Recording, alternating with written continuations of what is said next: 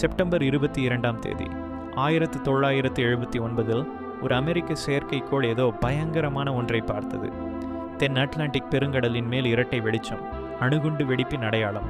உலகம் முழுவதும் அணுசக்தி எச்சரிக்கை அறிவிக்கப்பட்டது. கார்ட்டர் அரசாங்கம் உடனே சொன்னது, இது விண்கல் தான், செயற்கைக்கோள் பழுது. ஆனால் உண்மை வேறு. இரகசிய ஆவணங்கள் வெளிப்படுத்தின.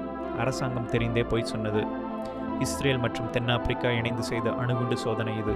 சர்வதேச ஒப்பந்தங்களை மீறி ஆராய்ச்சி செய்ய முயன்ற விஞ்ஞானிகளை அமைதிப்படுத்தினர், தகவல்களை மறைத்தனர். வேளா சம்பவம் என்று அழைக்கப்படும் இந்த நிகழ்வு வரலாற்றின் மிகப்பெரிய அணுசக்தி மறைப்பு. உலகத்தை அனுபவர் நெருக்கடிக்கு அருகில் கொண்டு சென்ற இரகசியம் இன்றும் மறைக்கப்பட்டுள்ள பயங்கர உண்மை.